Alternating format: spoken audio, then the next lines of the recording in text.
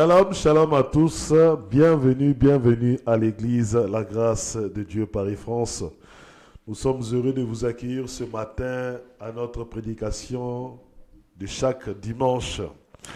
Bien-aimés, nos horaires de culte n'ont pas changé. Nos cultes sont de 10h à 12h. L'adresse n'a pas aussi changé. Nous avons la même adresse. 12 Square Gérard Philippe, 78 190 dans la ville de Trappes, dans le département des Yvelines. Pour ceux et celles qui veulent participer avec nous, bien-aimés, vous êtes les bienvenus. Regardez dans la description de cette vidéo, vous verrez mon numéro de téléphone et vous pourrez me contacter. Moi, je suis le frère Joël ou bien le frère Kale Kabassele Badimou. Oui, je suis serviteur et frère dans cette église. Bien-aimés, bientôt nous allons commencer l'évangélisation. Bientôt, dans peu de temps, nous allons commencer l'évangélisation. Donc, nous vous invitons toujours, lorsque je fais l'évangélisation, lorsque l'église fait l'évangélisation, l'église invite toujours des gens. Vous verrez des spots dans ma chaîne YouTube, sur Facebook, sur TikTok. Donc, je vais inviter aussi les gens qui viennent lors de l'évangélisation pour qu'ils puissent venir aussi écouter la parole. D'habitude, l'évangélisation, c'est un samedi. Et d'habitude, nous le faisons toujours au marché de Trappes. Donc, bientôt, nous allons commencer l'évangélisation. Mais avant toute chose, avant de commencer cette parole, bien-aimés, nous allons recommander par la prière ce moment afin que le Saint-Esprit nous guide. Père éternel, Père Tout-Puissant, nous te rendons grâce pour le souffle de vie. Si nous sommes là, c'est par ta grâce. Si nous sommes là présents, c'est par ta miséricorde. Père d'amour, Père de grâce, tu as manifesté cet amour à la croix en donnant ton Fils, afin que quiconque croit en lui ne périsse point. Oui, Père, notre Seigneur Jésus-Christ est notre sanctification, notre justification et notre rédemption. C'est pour cela, Père d'amour, Père de grâce, nous te disons merci. Merci encore pour ton esprit, car ton esprit va nous conduire ce matin.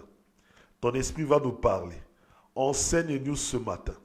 Nous voulons être enseignés, nous voulons être guidés, nous voulons être soutenus, nous voulons être restaurés. Nous voulons que cet amour qui est dans ta parole, qui est la vie, puisse nous combler ce matin. Je te recommande encore ceux et celles qui tomberont sur cette vidéo, que ta parole puisse les toucher et que leur vie change. Ramène-nous dans le droit chemin, afin que nous ne puissions pas nous perdre, mais que nous puissions demeurer dans la présence du Dieu très haut. Béni soit ton nom, Père. Au nom de Jésus-Christ, j'ai ainsi prié. Amen, amen. Bien-aimés dans le Seigneur, ce matin, nous avons un thème qui va aussi t'aider. Nous avons dit, il y a de cela 2 dimanches, que chaque jour est un combat. Chaque jour est un combat. Le dimanche passé, nous avons dit ton attitude face au combat. Oui, bien aimé, ton attitude face au combat. Nous en avons parlé de l'attitude d'un chrétien lorsqu'il est dans l'épreuve, lorsqu'il est dans le combat, lorsqu'il est dans les temps difficiles, lorsqu'il traverse un désert. Ce matin, nous allons parler du parcours du champion. Le parcours des champions. Voilà le thème. Pourquoi est-ce que je dis que c'est un parcours des champions? Parce que un champion est celui qui atteint son but. Un champion est celui qui atteint sa destinée. Un champion est celui qui a un parcours de combat, qui a une attitude pendant le combat et qui reçoit un trophée ou bien qui demeure ferme dans la foi. Alléluia. Bien-aimé, on ne peut pas t'appeler un champion si tu ne cours pas selon les règles, comme le dit l'apôtre Paul. Il faut courir selon les règles. Or, courir selon les règles, c'est quoi? C'est passer des épreuves, c'est passer des temps difficiles, c'est passer dans le désert, c'est passer dans des combats. On ne peut pas dire que tu es un chrétien affermi si on t'affermit seulement par la parole. Non. Les affermissements de la parole, c'est normal pour que tu sois bâti. Mais lorsque nous disons affermissement de la parole, c'est pour que, à travers cette parole, que tu puisses avoir la force d'affronter les épreuves. à travers cette parole, que tu puisses avoir la force d'affronter des combats. Or, quand tu traverses tout cela, c'est ce que moi j'appelle le parcours d'un champion. Alléluia. Quelqu'un qui traverse le combat avec la maladie. Quelqu'un qui traverse le combat avec un péché. Quelqu'un qui traverse tout type de combat. Tout type d'épreuve. Et quand il traverse cela, et dès qu'il arrive à vaincre la maladie, dès qu'il arrive à vaincre les épreuves, à vaincre le péché, bien aimé, celui-là est un champion.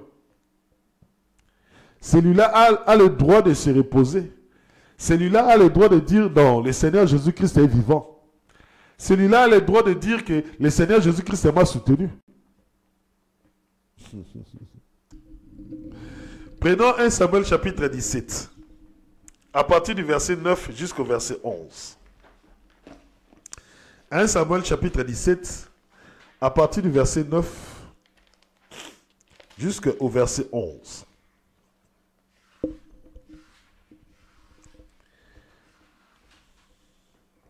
« 1 Samuel chapitre 17, à partir du verset 9 jusqu'au verset 11. Je lis au nom de notre Seigneur Jésus-Christ. S'il l'emporte en luttant avec moi, et s'il me tue, alors nous serons vos serviteurs. Si je l'emporte sur lui, et si je le tue, alors vous deviendrez nos serviteurs. En d'autres termes, des esclaves. Vous nous serez asservis. Le Philistin dit aussi, moi j'ai lancé aujourd'hui un défi aux lignes d'Israël. Donnez-moi un homme et que nous nous mesurions en combat singulier. Quand Saül et tout Israël entendirent ces paroles du Philistin, ils furent consternés et ils eurent peur. Alléluia. Bien-aimés dans le Seigneur, pourquoi est-ce que je reviens ce matin sur cet épisode de David contre Goliath? On ne pouvait pas connaître David s'il ne s'était pas mesuré à ce Philistin. On ne pourrait pas connaître que David est un bon combattant s'il ne s'était pas mesuré à Goliath. Donc on ne peut pas dire que toi tu es un chrétien affermi. On ne peut pas dire que toi tu es un chrétien qui est dans la maturité. Si on ne te voit pas affronter des combats. Alléluia.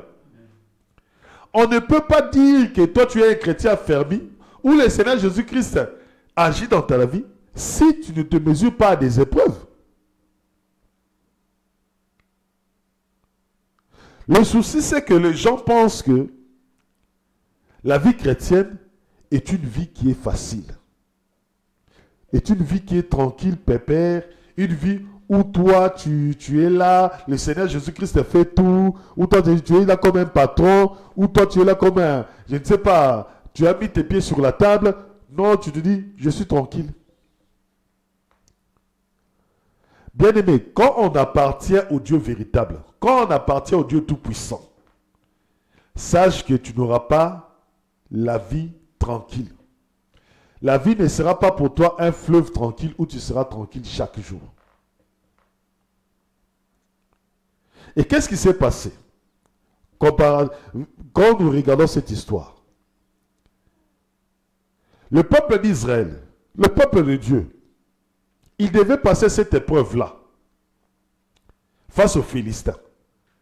C'était une épreuve que le Seigneur avait mise sur leur route. Et quand le Seigneur met une épreuve sur ta route, ne pense pas que le Seigneur ne t'aime pas. L'objectif du Seigneur à travers ce combat, l'objectif du Seigneur à travers cette maladie, l'objectif du Seigneur à travers toutes les épreuves que tu vis, toutes les difficultés, la traversée du désert que tu vis, c'est pour qu'il puisse t'affermir. C'est pour que ta confiance au Seigneur Jésus-Christ augmente. C'est pour que ta foi augmente. Le problème, c'est que beaucoup de gens découragent. Face à l'épreuve, les gens découragent. Face à l'épreuve de la tentation, les gens découragent. L'apôtre Paul dit ceci.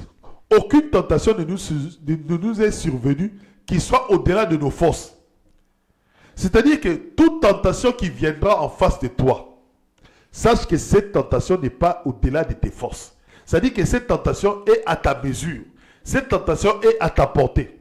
Cette épreuve est à ta mesure. Cette épreuve est à ta portée. Ce combat est à ta mesure. Ce combat est à ta portée.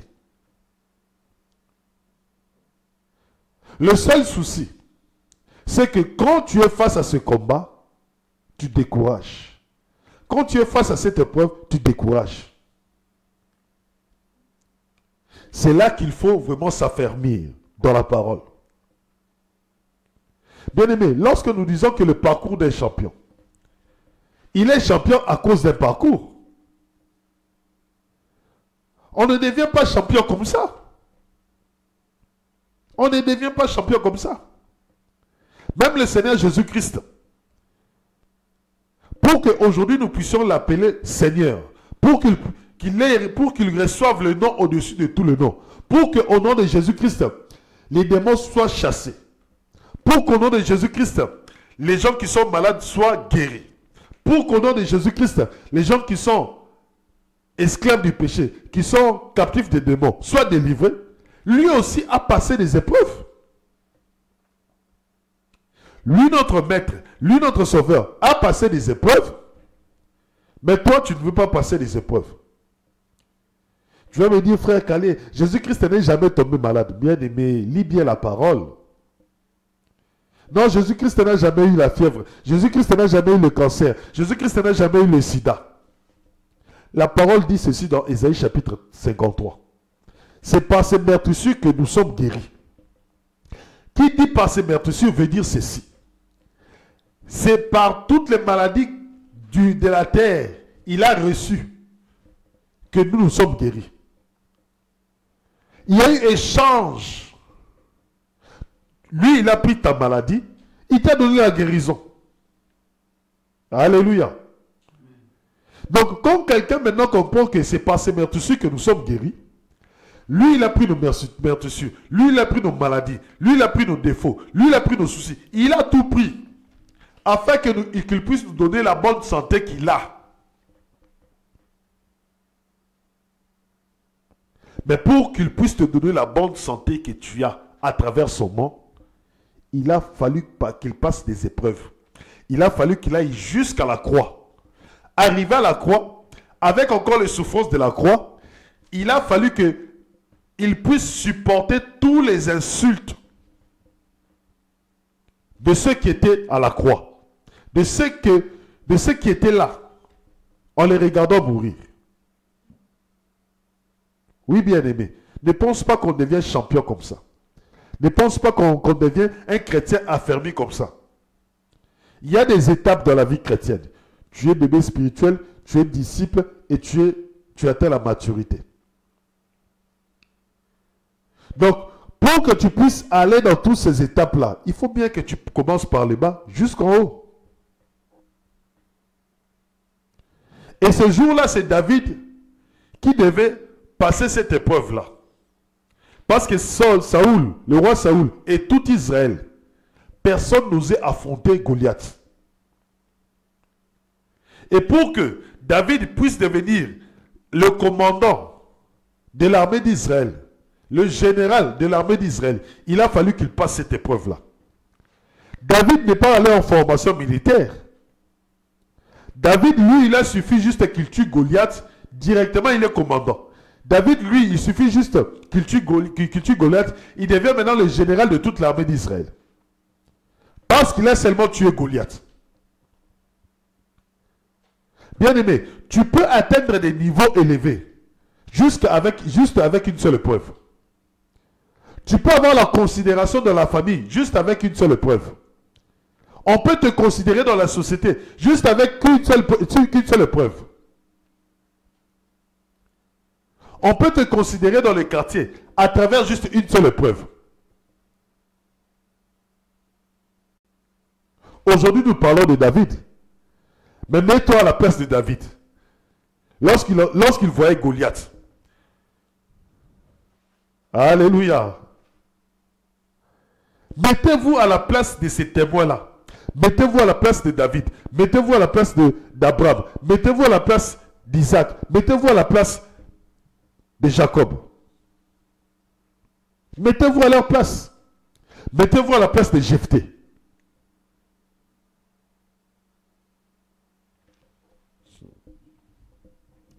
Les gens ne veulent pas courir selon les normes. Les gens ne veulent pas courir selon les règles. Mais ils veulent devenir des champions. Alléluia. Bien-aimé, moi qui te parle, je suis passé par des maladies. Moi qui te parle, je suis passé par des maladies. Moi qui te parle, je suis passé par des combats spirituels. Moi, je suis passé par des combats 3 mois d'affilée. C'est-à-dire que pendant 3 mois, des combats spirituels intenses. Chaque jour. Oui, bien-aimé. Ne pense pas que la vie chrétienne que tu vois, le frère Calais, tu vois l'église, bien-aimé, c'est par des combats que nous sommes arrivés à ce niveau. Alors ce matin, j'aimerais aussi te dire qu'à travers l'épreuve que tu vis, les gens vont t'appeler un champion. Alléluia. Les gens vont t'appeler un champion. Donc, si tu considères cette épreuve, si tu considères, tu te dis que ce péché a terrassé Salomon, ce péché a terrassé David, ce péché a terrassé Samson. Moi, je vais terrasser ce péché-là à travers le Seigneur Jésus-Christ. Alléluia. C'est ça, bien-aimé. Il faut des fois un combat singulier. Ce n'est pas un combat où tu es en groupe. Non. Ça doit être un combat singulier. C'est-à-dire que tu dois être seul face à cette épreuve. Tu dois être seul face à ce combat.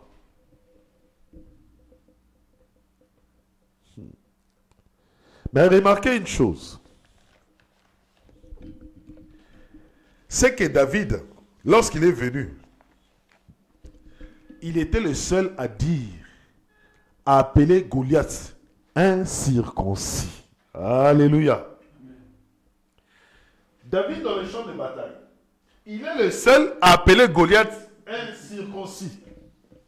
Or, quand on dit de quelqu'un qu'il est incirconcis, c'est qu'il n'appartient pas à Israël. Il n'appartient pas au Dieu d'Abraham, au Dieu d'Isaac, au Dieu de Jacob. David a commencé à répéter ce mot-là 3 fois, 4 fois. Cet homme était incirconcis. Il est devant ses frères. Il dit que cet homme était incirconcis. Il est devant l'armée. Il dit à l'armée, mais vous, vous êtes des circoncis. Lui, c'était un incirconcis. Nous qui sommes des circoncis, nous ne pouvons pas avoir peur de cet incirconcis. Toi qui es enfant chrétien, toi qui es un enfant de Dieu, tu ne peux pas avoir peur des démons, tu ne peux pas avoir peur de la maladie, tu ne peux pas avoir peur de la mort, tu ne peux pas avoir peur des sorciers, tu ne peux pas avoir peur des marabouts. Parce que ce sont des incirconcis. Alléluia. Ce sont des incirconcis. Qui dit incirconcis? Qui n'ont pas l'Éternel des armées. Qui dit incirconcis? Qui n'ont pas le Dieu d'Abraham. Qui dit incirconcis? Ils n'ont pas le Dieu véritable. C'est-à-dire qu'ils ils servent des faux dieux.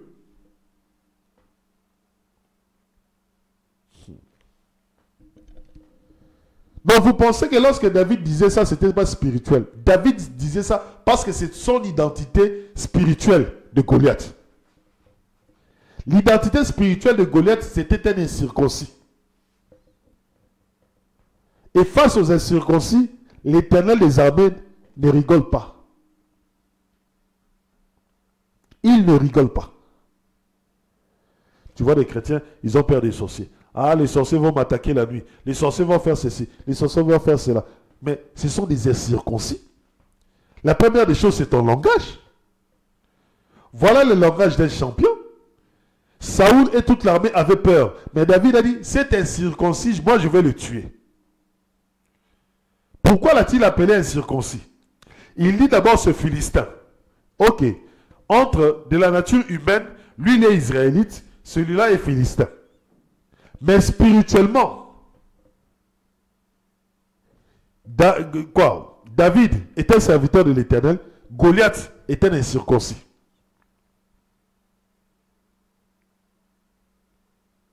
Bien aimé, c'est pour cela que le combat est d'abord spirituel, non physique. Tout ce qui s'est passé, la mort de Goliath, c'est-à-dire qu'au niveau spirituel, Goliath était déjà mort. Parce que le Dieu de Goliath ne peut pas tenir devant l'Éternel des armées. Le Dieu de Goliath ne peut pas tenir devant le Tout-Puissant. Le Dieu de Goliath ne peut pas tenir devant le nom de Jésus-Christ. Il y a quelque chose que j'aimerais vous faire remarquer. David a appelé Goliath incirconcis. Maintenant, regardez ce que Goliath va faire. Allons toujours dans Samuel chapitre 17. Samuel chapitre 17 au verset 43. Parce que vous pensez que c'est facile. Écoutez, être champion, il faut entendre des choses. Au verset 43, le Philistin dit à David, « Suis-je un chien pour que tu viennes contre moi avec des bâtons ?» Et le Philistin maudit David par ses dieux. Je répète, et les Philistins maudit David par ses dieux. Frère, c'est un combat. Mais pourquoi est-ce que Goliath doit maudire David? Sachez une chose, tout sorcier, tout marabout, avant qu'il ne fasse des incantations, avant qu'il ne fasse quelque chose sur votre vie, il doit d'abord commencer par vous maudire. Alléluia. Il doit d'abord commencer par vous maudire. Et quand il vous maudit, si sa malédiction prend effet sur vous, c'est là qu'il peut entrer et commencer le combat. Suivez-moi très bien. Lorsque les sorciers, lorsque les marabouts veulent vous combattre, ils commencent d'abord par vous maudire. S'ils vous maudissent et que leur malédiction s'abat sur vous, sachez qu'ils peuvent vous attaquer. Mais par contre, s'ils vous maudissent et que la malédiction ne prend pas, s'ils viennent, ils seront frappés par le Seigneur. Alléluia. Ça, c'est un principe spirituel dans le monde spirituel. Pourquoi je dis ça? Venons dans Nombre chapitre 22. Vous allez comprendre. Ça ne date pas d'aujourd'hui. Nombre chapitre 22.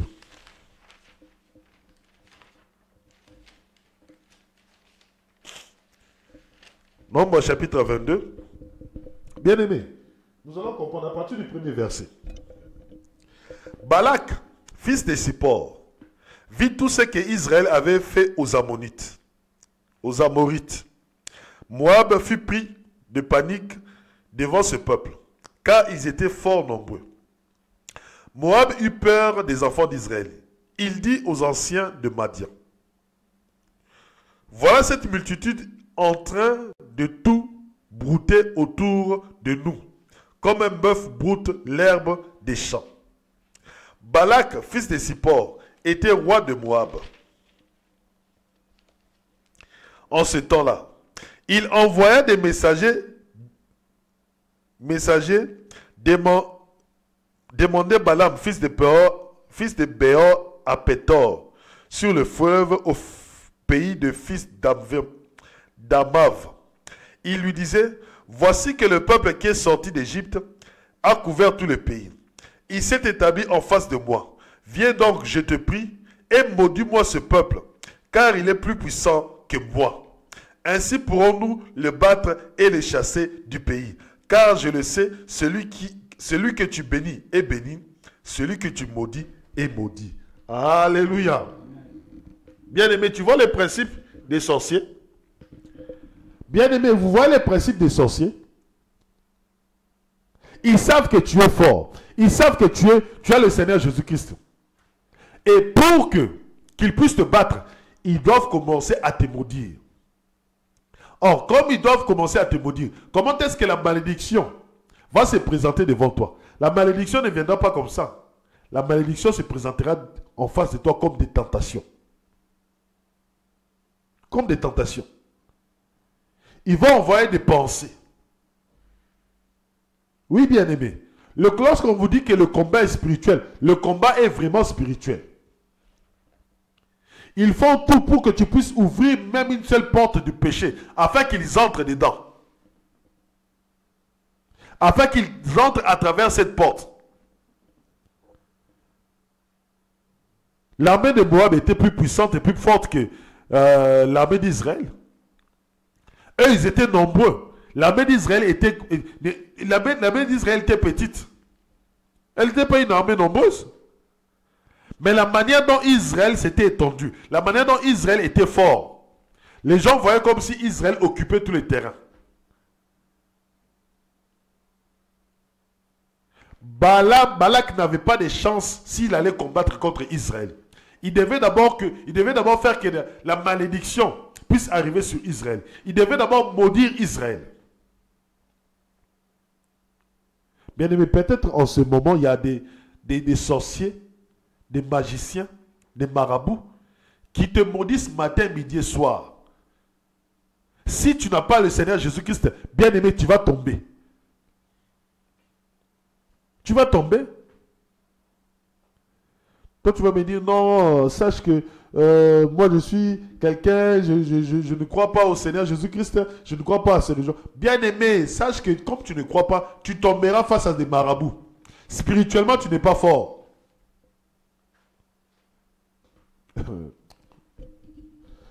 Les gens pensent que tout va très bien. Il y a des gens qui sont au travail, qui ont des talismans, qui ont des fétiches pour le travail. Regarde bien, bien aimé. Il y a beaucoup de gens. Tu le verras, il est simple comme ça. Il fait son travail. Bien aimé, même pour ce travail-là, il a la protection. Il a une protection spirituelle. Dans ce monde ici, si tu veux évoluer, bien aimé, il faut que tu aies une protection spirituelle. Que tu sois en Christ ou pas, il faut que tu aies une protection spirituelle. Et nous, en tant qu'enfants de Dieu, nous avons le Seigneur Jésus-Christ.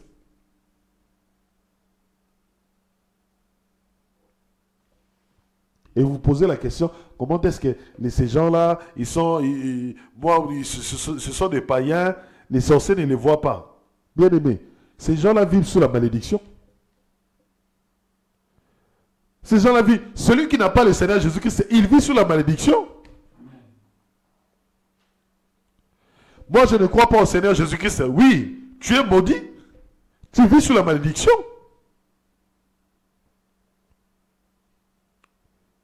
Le problème, c'est qu'eux-mêmes ne le savent pas. Eux-mêmes ne le comprennent pas. Nous qui connaissons le monde spirituel, nous leur disons, bien-aimé, ton comportement de forniquer avec plusieurs femmes, ton comportement de sortir avec plusieurs hommes, ça démontre que tu es maudit. Alléluia. Simple, c'est simple, c'est ça. Toi, tu sors avec plusieurs hommes. Toi, tu sors avec plusieurs femmes. Toi, tu te dis que moi, je suis coureur de jupons. Moi, je suis une femme que les gens apprécient, je suis belle. Bien-aimé, sache que tu es maudit, sache que tu es maudite. Ça, c'est une malédiction.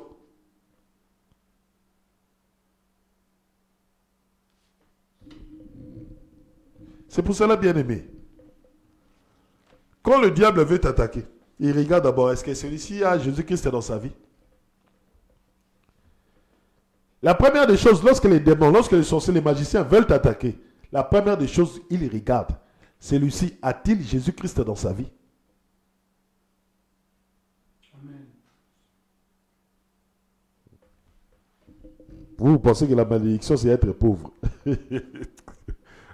Vous pensez seulement que la malédiction, c'est être pauvre.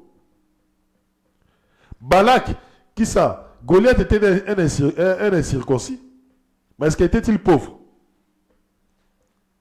Mais était-il faible? Est-ce que l'armée des Philistins était-il faible?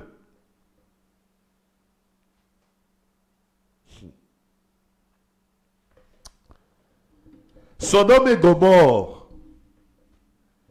Sodome et Gomorrhe, c'était une terre riche. Cana était une terre riche, mais ils étaient sous la malédiction. Ils étaient sous la malédiction. Le problème, c'est que vous, votre imagination de la malédiction, c'est être pauvre. Alléluia.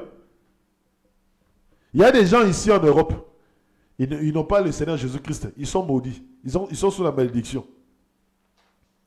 Mais ils ne sont pas pauvres, ils sont riches. Alors dans 2 Timothée chapitre 2, à partir du verset 3 jusqu'au verset 5. 2 Timothée.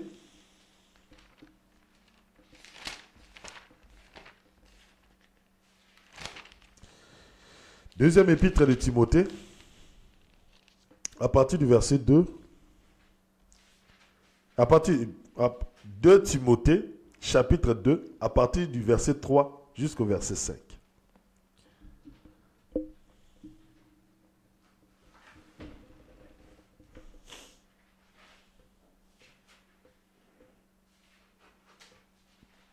Timothée. 2 Timothée, chapitre 2, à partir du 3e verset. Tu y es? Oui. Je lis au nom de notre Seigneur Jésus-Christ. Prends ta part de souffrance en bon soldat du Christ Jésus. Alléluia. Amen. Il a dit, prends ta part de souffrance. Bien-aimé, maintenant au lieu de prendre ta part de souffrance dans le Seigneur Jésus-Christ, toi tu ne veux pas. Mais tu veux être appelé champion. Toi tu ne veux pas. Mais tu veux être appelé champion. Toi tu ne veux pas. Tu veux que les sorciers te craignent. Toi tu ne veux pas. Tu veux que les démons obéissent.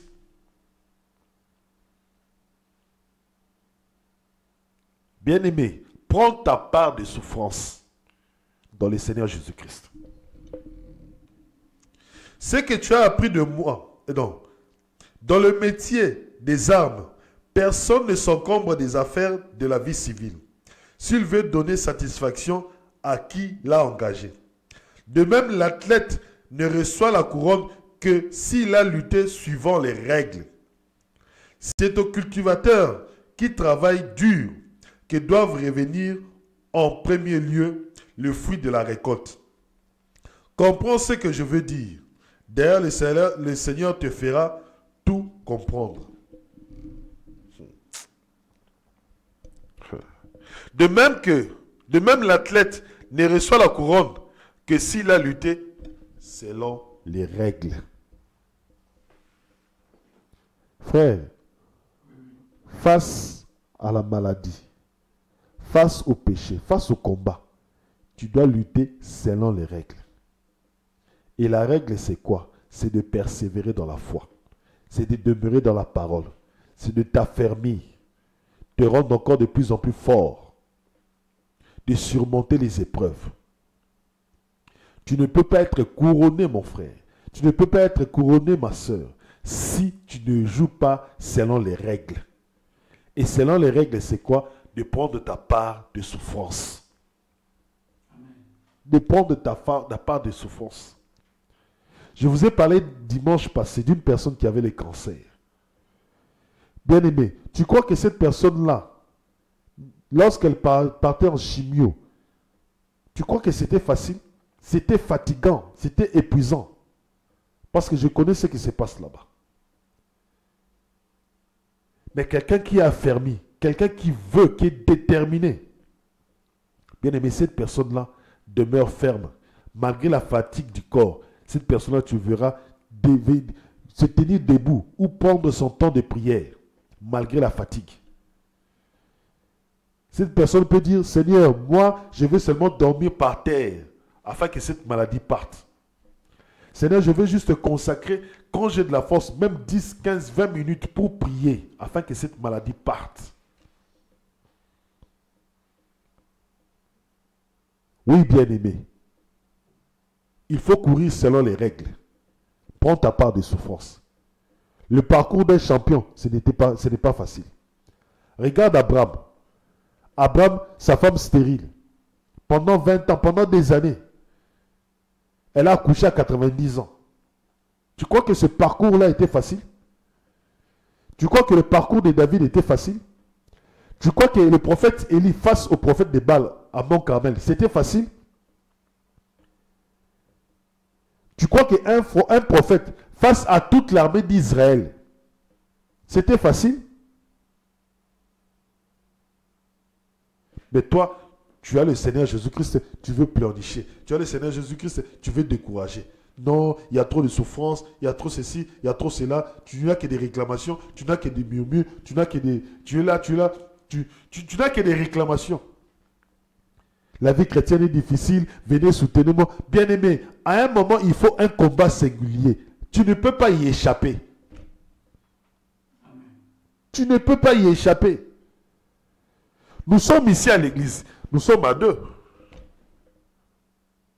Mais lorsque l'église va finir, chacun ira chez lui. C'est là où le combat singulier t'attend. C'est là où le combat singulier t'attend.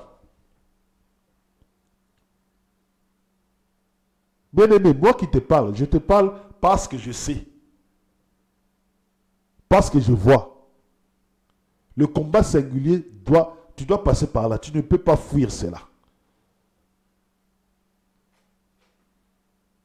Mais tout ce que je sais, c'est que je dois courir selon les règles. Et quand je cours selon les règles, dès que j'obtiens ma couronne, bien aimé, je serai heureux, je serai content. Je serai un témoignage. Abraham est un témoignage. Jésus-Christ est un témoignage. Moïse est un témoignage. David est un témoignage. Salomon, Jephthé, Samson, ce sont des témoignages. Toi, tu n'as pas vécu ça, mais eux l'ont vécu. Maintenant, écris ton propre témoignage. Il est temps d'écrire ton propre témoignage. Il dit ceci. C'est aux cultivateurs qui travaillent dur que doivent revenir en premier lieu le fruit de la récolte. Frère, quand tu te bats au combat singulier, tu es seul. Lorsque la récompense viendra, ça sera pour moi ou ce sera pour toi? Ce sera pour toi. Et c'est de même qu'avec David. Lorsque David a tué Goliath, David a coupé la tête de Goliath. Partout où David passait, jusque devant le roi d'Israël, il a amené la tête de Goliath. Il a dit au roi, regarde, voilà la tête de cet incirconcis qui a insulté le Dieu d'Israël, qui a insulté l'armée de l'Éternel vivant.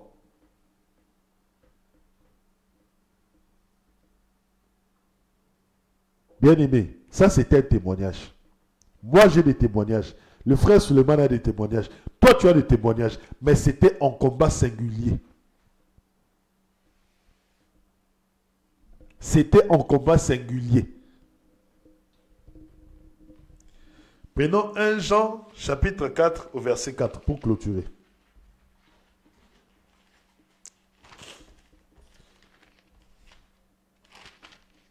1er épître de Jean, chapitre 4, au verset 4.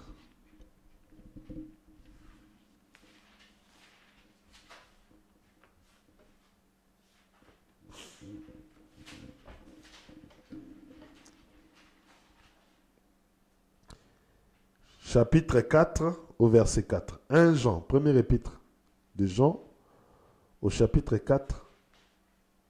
Et prenons le verset 4. 4. Voilà. Tu y es, frère. Je lis au nom de notre Seigneur Jésus-Christ. Vous, petits enfants, vous êtes de Dieu. Et vous les avez vaincus. Car celui qui est en vous est plus grand que celui qui est dans le monde. Alléluia. Amen. Car celui qui est en vous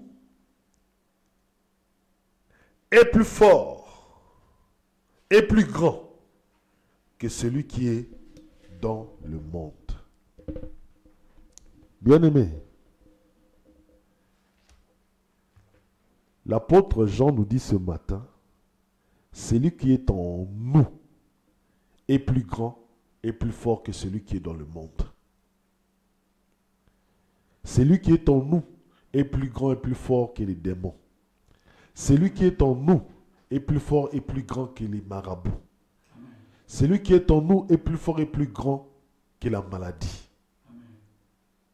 C'est ce que l'apôtre Jean nous dit ce matin.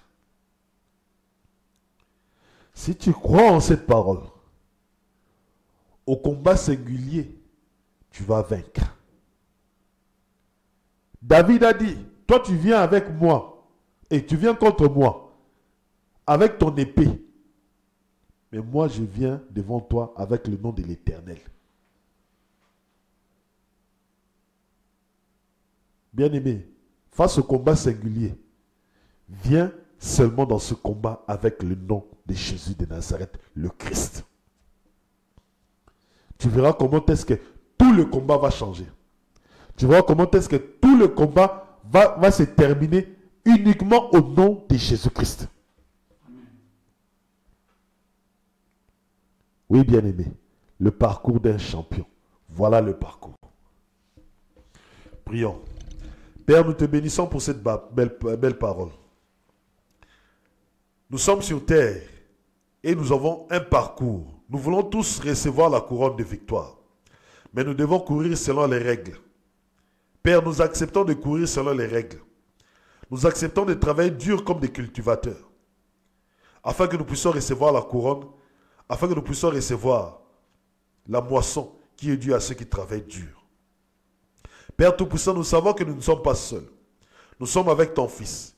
Celui qui est le plus grand dans ce monde, c'est lui. Oui, Père, celui qui est en nous, notre Seigneur Jésus-Christ, est plus grand que celui qui est dans le monde.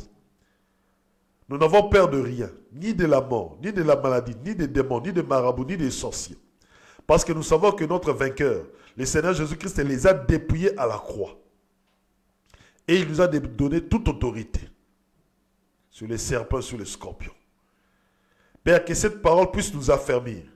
Nous donnons encore la force de persévérer, quels que soient les combats, quels que soient les challenges, quelles que soient les épreuves, quelle que soit la maladie.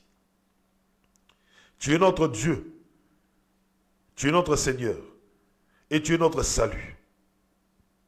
Père, que cette parole puisse changer la vie de tout un chacun qui aura l'occasion de l'écouter. Et qu'à travers cette parole, que toute personne qui l'entendra et qui pratiquera cette parole soit bénie au nom de Jésus-Christ. Nous te rendons grâce, Père. Au nom de Jésus-Christ, j'ai ainsi prié. Amen, amen. Bien-aimés, je vous dis à dimanche prochain. Et notre souhait, c'est que tu deviennes un champion.